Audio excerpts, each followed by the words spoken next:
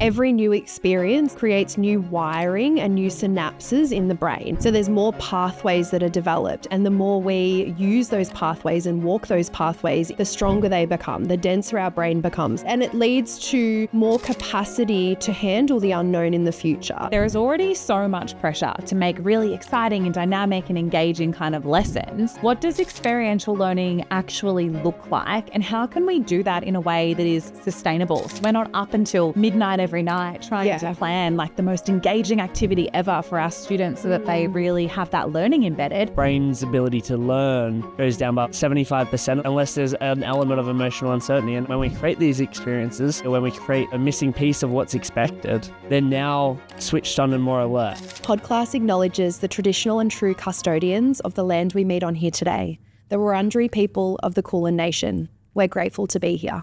So no one told you teaching was gonna be this way. Your lesson plans are jokes, your patience broke, you're feeling in disarray. It's like you're always stuck in report writing, when it hasn't been your day, your week, your month, or even your school year. But I'll be here for you. When the students start to riot, I'll be here for you. even if your coffee's gone cold, I'll be here for you. 'Cause you're there for them too. Hello and welcome back to Podclass. You are joined, as always, by your hosts, Sky, that is me. Amanda, that is me. Will, that is me. Have you missed us? It's been a week. It's been a week. It has been a week. And today we are really excited because we are diving into one of our kind of favorite topics, really. 100%. We are going to be talking all about experiential learning. And I think one of the reasons we're so excited to talk about this is because it really does underpin everything we deliver with young people, whether it was in a classroom or whether it's in a program, and also so much of the work with youth organisations in our consulting and in our development to enhance engagement, because we know that hands-on learning, experiential learning is critical for engagement. And I think we'll definitely unpack like what is experiential learning and why is it so important, but we'll also go into what are those tweaks we can make in our practice, in our spaces to enhance that experiential learning, which is also enhancing memory and engagement of the students. Because I think for me, like every single highlight from my schooling career, if I could tell you the highlights from the classrooms are the moments. Highlight reels with Wilson. The highlight reels with Wilson are the moments that we did the experiential learning activity. Not that I knew that sort of was at the time, but now that I reflect on it, it's like every single highlight that I remember is them activities. And you make actually a really good point, and I think it's kind of one of the fundamentals. I know when I was working as a teacher, it was really important to not label that experience before a student was immersed in it. I think for exactly the reason you're talking about, Will, because if you stand at the front of the classroom and you're like, we're all about to play a game, and by the end of this game, we're all going to know this new algebra technique. And if a young person has had a negative experience, maybe learning maths or something before, straight away they're going to be like, are you serious? And disengage Maths, already. And disengage before they've even been immersed in the experience. And I guess it's probably important. We've been talking about experience, we're talking about hands-on learning, but what is experiential learning? So experiential learning is a process of learning through experience. It involves active participation as opposed to passive participation. So all of us have sat in spaces where we've been expected to be a passive participant in the learning. I mean, university comes to mind for me, and sitting in lecture theatres. And also a demand on rote learning, so just learning through memorizing content. That is a very different experience to active participation, which is experiential. Can I tell you any of them lessons that I learned or any memory I have of them in school? No, I cannot. Even as adults, we know that, right? We sit in like whether it's professional learning or we go to a conference or whatever it might be. And maybe in the moment as we're sitting there and we're listening to the speaker, we're like, oh, this is great. And then you walk out and you're like, what did I learn? What was that all about? Because we weren't immersed in something to engage our brains, to engage our emotions and therefore make us invest in that learning. And I think that piece, engaging emotions, is a really important piece. And it's so funny because when we think about education, so often we consider that a real hard skills, hard learning journey, which it is, but also we cannot discount the emotional journey that goes on. And we, as always, we've said it before, we love the quote from Maya Angelou that they won't remember what you said, they won't remember what you did, but they will never forget how you made them feel. Yes, and I think, it could seem a bit like woo or a bit whatever, but it's true. It is. And so we can tap into emotions through that experience and through that hands-on learning. And I'm sure there's some science. We love science. I'm sure there's some science around the way that our brain is wired, right? Is where we are way more likely, from a biological perspective, to engage and to learn from an experimental activity than we are. And it's because it's new, right? It's like the curiosity piece. Yeah. And I hate linking anything back to COVID because I would like to mostly forget about those years. But that's exactly why it felt like a lot of us like Groundhog Day, because there was nothing new happening. So we've rolled hundreds of days into 1 or 2 days, as opposed to, and probably the standout moments are the ones where we did something that was different. It engaged our brain. It engaged our emotions. We got to go out. Maybe we had a picnic or whatever it might have been. Planning birthday parties and treasure hunts in the homes or whatever it might be. They're the things we remember because it was so immersive. It wasn't just the same. And learning's the exact same. Yeah. The more we can immerse students into something, the more they're going to engage, the more they're going to retain. And from a brain perspective, every new experience and every hands-on experience creates new wiring and new synapses in the brain. So there's more pathways that are developed. And the more we use those pathways and walk those pathways in what it is we're doing, the stronger they become, the denser our brain becomes, the more connective our brain. I love that. We're just making our brains more dense. I know. And heavier and stronger. And it's so sexy. I know. We love it. But it's true, right? And it leads to more capacity to handle the unknown in the future. It also leads to stronger memory. It also leads to muscle. Oh, yeah. What? Is the brain a muscle? I don't know. No, it's an organ. You know what I mean? It's becoming stronger. And welcome back to our Not Science podcast. But the more you practice it and the more you work it out, the stronger these bonds become, right? These memory pipelines, these wavelengths. Yeah. So the benefit is in our brain. The benefit is in our being. The benefit is in stronger connections to real world application. So it's not just this theoretical bubble of content that we're passively learning. It's something we're experiencing and we can connect to our real world application. And I think this is all well and good, right? But let's just outframe for a second. And I'm a teacher or I'm a workshop program facilitator or I'm designing an experience for students. There is already so much pressure to make really exciting and dynamic and engaging kind of lessons. What does experiential learning actually look like, and how can we do that in a way that is sustainable? So we're not up until midnight every night trying to plan the most engaging activity ever for our students so that they really have that learning embedded.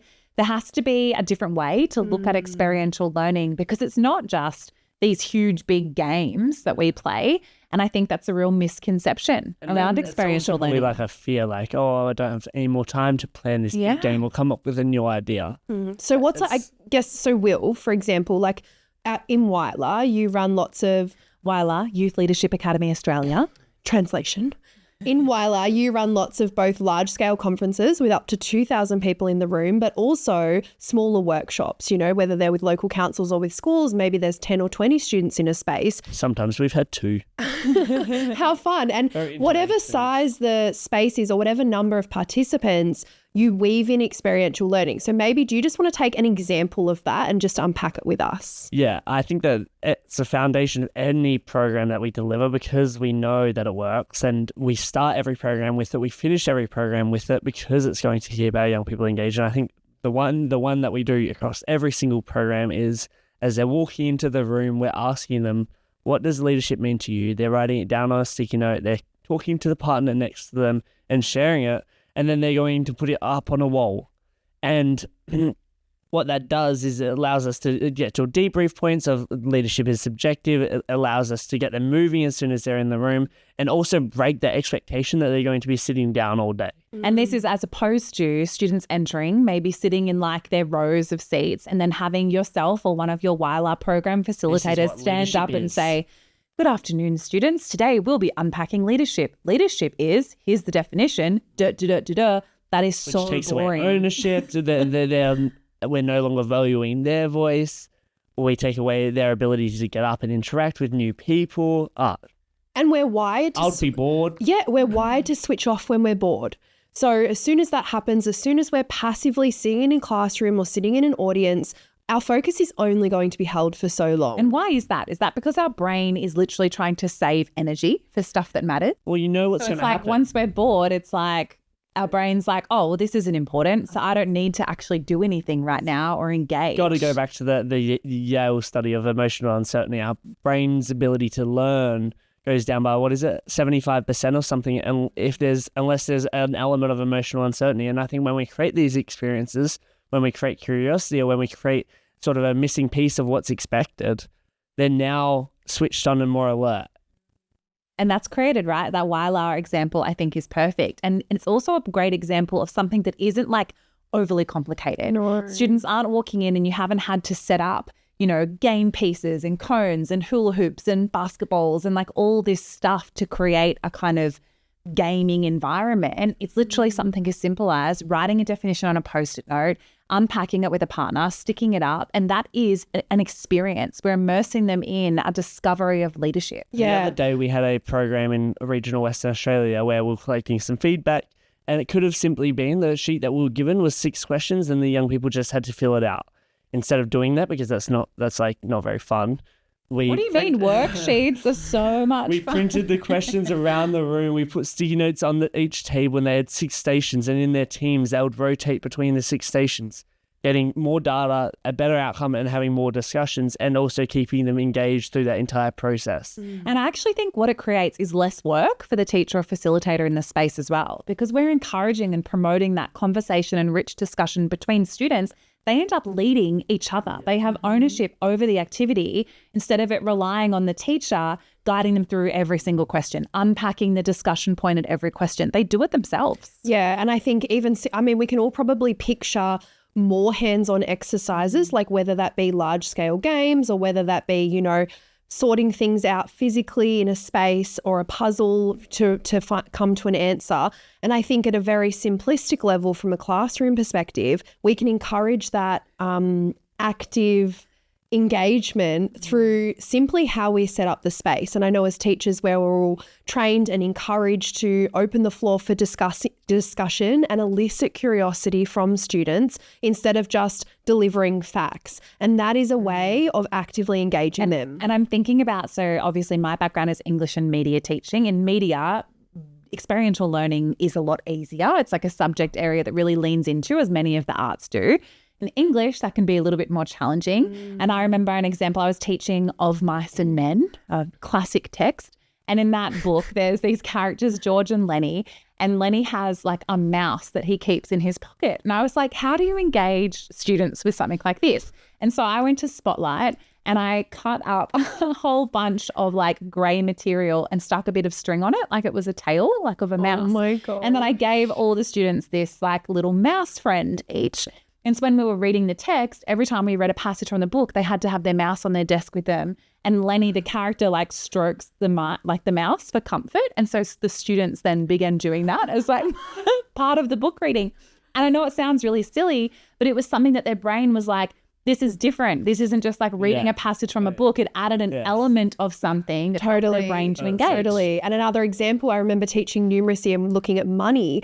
And instead of just being like, oh, well, here's some set things and here's what they cost, students were able to, whether it be in a magazine or a newspaper or online, go and research 5 things that they really want to buy right now. And what they had to do was, first of all, identify those things, find the costing, and then we did math off those elements so that they're bought in, right? The connection is so much greater and stronger. And the learning is stronger. That learning is not going to fade, It's going to stick around, and then we can build upon it even more.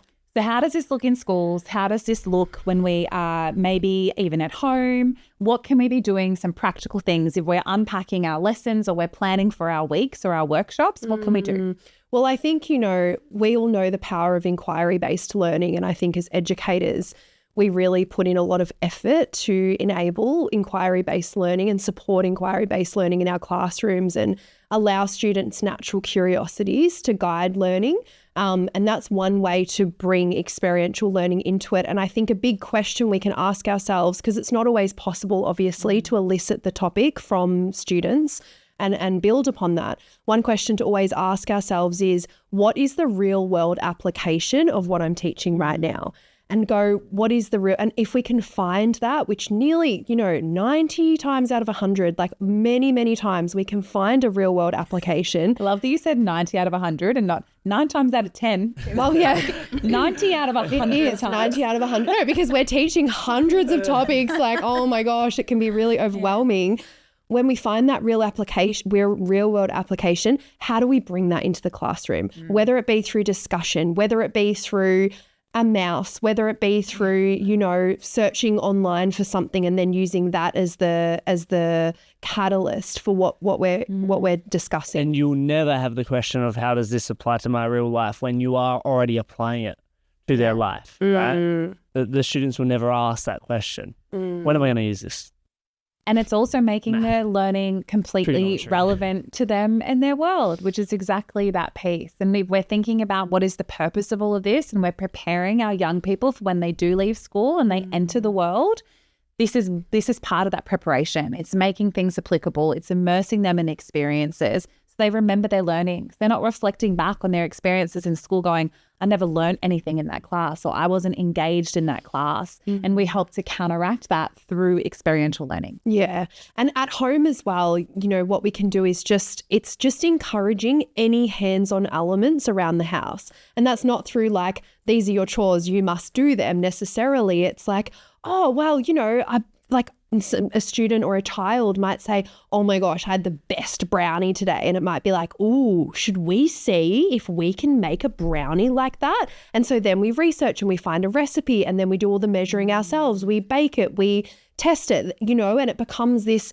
it's so hands-on and there's so much learning in that. And whether it be cooking or timing or growing something in the garden or getting a seed and dropping it in water and seeing what happens, like any of these things are hands-on learning, are experiential learning, and we are enhancing young people's, We're promoting curiosity. Yeah. We're inviting them to just explore and work it out, which is really what learning is. That's what it's all I about. think it's that the peak of curiosity is like when they're going to be most bored in. It's like they're switched on, our brains are moving, and we like curiosity. We know we like curiosity so much, and experiential learning allows for that to happen. Yeah. And I think we see a lot of times, gamification is something that's coming in a lot into our spaces. And we really just want to make the distinction that gamification does not mean competition. Like if we reflect on a young person and we reflect on the motivation that they may have within a certain app or within a certain online game, that is very, very strong because there's always a new challenge. There's always a new task. There's always a new level and a new layer of learning. And it's not necessarily competition, it's gamification. And so it's not about going, well, the winner's the winner and, the second person is the first loser. So do you not believe in competition as an effective engagement tool? No, I think that competition can be really healthy if it's set up in a way and you have a culture where things like failure and not coming first is still celebrated. Because the issue is that if we think of experiential learning and gamification as only being something where there's a competition and there's a winner, students that are maybe have a big fear of failure, or they have real people-pleasing tendencies, or they have a real thing about needing to get it right and a real fear around not getting it right, they will naturally just disengage, regardless of whether it is the most engaging thing ever that they're about to be immersed in because of that fear of failure. Yeah, and I agree. I do think competition is valuable and has its place, but I think when we're thinking about experiential learning, there isn't a finish line. So to set things up as though there is a finish line and there is a perfect is a bit, it's not realistic.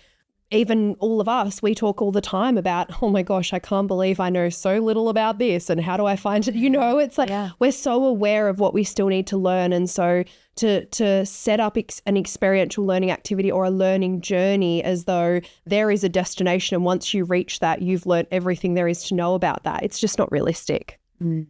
Well, that's a great place to end this episode, I reckon. Well, bam. If you are new to experiential learning, just go out and give it a crack. Have a go, do something different. Take a really simple activity that maybe you have planned and ask yourself, how can I engage students more through some kind of experience? And even if it's just discussion. And even if it's just having a relevant, open-ended question about something you're learning about and having students respond with sticky notes and placing them around the question, that is the simplest place to start, but it's fuel for so much exploration. I honestly think between the three of us, we are the number one buyers of sticky notes in Australia. I agree. We would love to be sponsored by Post-it. Reach out to us. If you're listening, reach out to us anytime. There's no shame in that. We are Podcast, brought to you by Post-it. Thanks for being with us today. We will see you next week. Bye. I'll be here for you, 'cause you're there for them too. Thanks so much for tuning into Podcast. If you've enjoyed this episode, we would adore it if you could go on to Spotify, Apple Music, wherever you listen to your podcasts and leave us a review. 5 stars would be lovely. We would love to get this podcast into as many ears as possible so we can help and support as many people as possible who help young people. And if you're not already doing so, please go along to Instagram and follow us at podcast.aus.